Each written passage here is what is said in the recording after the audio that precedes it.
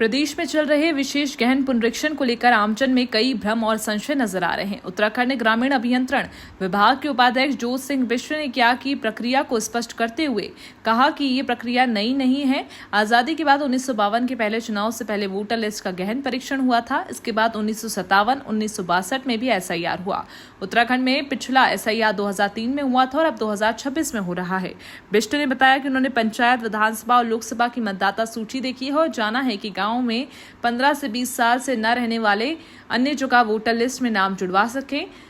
मृत, स्थानांतरित या रोजगार के लिए बाहर गए लोगों के नाम काटे जा रहे हैं। वहीं BLO ने घर घर जाकर और फोन पर संपर्क कर मतदाताओं की मंशा जानी। देखिए, SIR कोई पहली बार नहीं हो रहा। देश में आज़ादी के बाद जो 1952 में पहला चुनाव हुआ तो उससे पहले वोटर लिस्ट की गहन परीक्षण हुआ। तो इसमें जिन लोगों के नाम कट रहे हैं, मैंने इस पर जानने की और समझने की कोशिश की। पंचायत चुनाव की वोटर लिस्ट को भी देखा और विधानसभा लोकसभा की वोटर लिस्ट को भी देखा।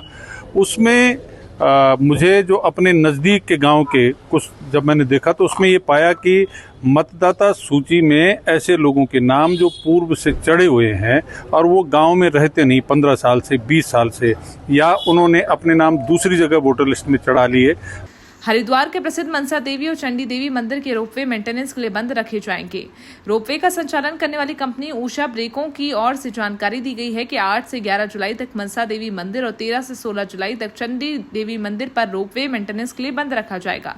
ऐसे में मंदिर में दर्शन के लिए पहुंचने वाले हजारों श्रद्धालुओं को पैदल मार्ग से ही मंदिर तक जाना होगा।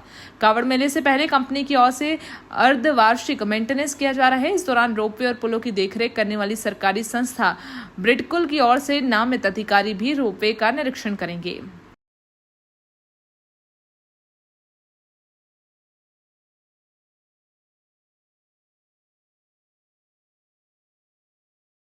उत्तराखंड में मानसून के सक्रिय होते ही देहरादून जिला प्रशासन अलर्ट मोड पर आ गया है। किसी भी आपातकालीन स्थिति से निपटने और मानसून के दौरान जनजीवन को सुरक्षित रखने के उद्देश्य से जिला प्रशासन ने अपनी तैयारियों को अंतिम रूप दे दिया है। देहरादून जिलाधिकारी डॉक्टर आशीष चौहान ने इसको लेकर जानकारी दी। जिलाधिकारी ने बताया कि मानसून के दौरान सड़कों की सुरक्षा प्रशासन की पहली प्राथमिकता है। उन्होंने कहा, मानसून के मद्देनजर प्रशासन की कई बैठकें हुई जिससे सड़क खोलने और आवागमन को सुचारू बनाए रखने के पर विशेष जोर दिया गया। इसके अलावा लैंडस्लाइड संभावित क्षेत्रों में JCB मशीनें तैनात कर दी गई जिससे किसी भी आपातकालीन स्थिति में तुरंत राहत कार्य किया जा सके। शहर में जल भराव की समस्या को देखते हुए नालों की सफाई के काम को भी तेजी से पूरा किया गया है। जिलाधिकारी के अनुसार कुल 169 नालों से भी अधिकांश की सफाई हो चुकी है। डिजास्टर मैनेजमेंट की हमारी जो मल्टीपल मीटिंग्स हुई हैं तो उससे रिलेटेड जो एस्पेक्ट है जिसमें हम रोड्स की ओपनिंग को सबसे पहली प्रायोरिटी पे रखते हैं।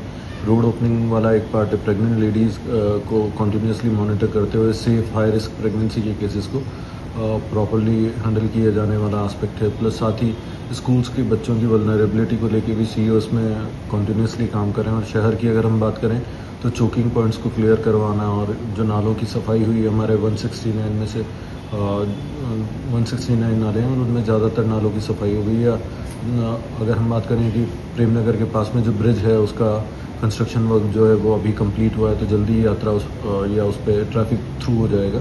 तो इस तरीके के एस्पेक्ट्स को हम लोग कवर कर रहे हैं और लैंडस्लाइड जोन पे हमारी JCB डिप्लॉयड है। तो ये सारे एस्पेक्ट्स हम लगातार मॉनिटर कर रहे हैं। हरिद्वार पहुंचे मुख्यमंत्री पुष्कर सिंह धामी ने बद्रीनाथ धाम में कथित चढ़ावा चोरी के मामले में बड़ा बयान दिया। मीडिया से बात करते हुए मुख्यमंत्री ने कहा कि मंदिर से चढ़ावा चोरी, गौ हत्या और माता पिता की हत्या जैसे पाप है जिसे माफ नहीं किया जा सकता। मामले में पुलिस ने कार्यवाही शुरू कर दी है। इसके साथ ही जांच समिति भी अपना काम कर रही है। दोषियों को बख्शा नहीं जाएगा। आपको बता दें कि मुख्यमंत्री पुष्कर सिंह धामी हरिद्वार के प्रेमनगर आश्रम में चल रही प्रसिद्ध कथावाचक मुरारी बापू की रामकथा में प्रतिभाग करने पहुंचे थे। बापू सामने दिखाया, इसके लिए खुश रहो बाप, खुश रहो। आप सभी को मेरा प्रणाम। वही सब हो गई है, आपको अपडेट हो जाइए। जो भी देखिए, जो भी दोषी होगा वो छोड़ा नहीं जाएगा। कठोर कार्रवाई होगी। कमेटी बना दी गई है और पुलिस ने अपनी प्रारंभिक जो कार्रवाई है प्रारंभ कर दी है। रिपोर्ट दर्ज हो गई है। ये तो गौ हत्या जैसा पाप है जो ऐसे स्थानों पर इस प्रकार की चीज़ों को करे। जैसे माँ बाप की कोई हत्या कर देता है उस प्रकार का महापाप है। इसमें ये क्षमा योग्य नहीं है और जो भी होगा उसको पूरा कानून अपना काम करेगा। जो उत्तराखंड के दूरस्थ क्षेत्रों में स्वास्थ्य सेवाओं को सुदृढ़ करने के उद्देश्य से स्वास्थ्य विभाग द्वारा एक बड़ी पहल की जा रही है। देहरादून के मुख्य चिकित्सा अधिकारी डॉक्टर मनोज कुमार शर्मा ने बताया कि प्रदेश भर में सेवा पखवाड़े के तहत ब्लॉक स्तर पर बहुउद्देशीय स्वास्थ्य शिविरों का आयोजन किया जा रहा है।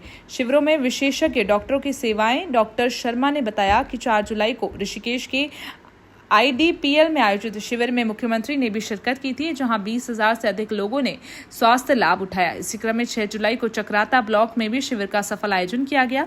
आने वाले दिनों में राज्य के विभिन्न ब्लॉकों में 13 और ऐसे शिविर आयोजित करने की योजना है, जिसमें अन्य विभागों का सहयोग भी लिया जाएगा।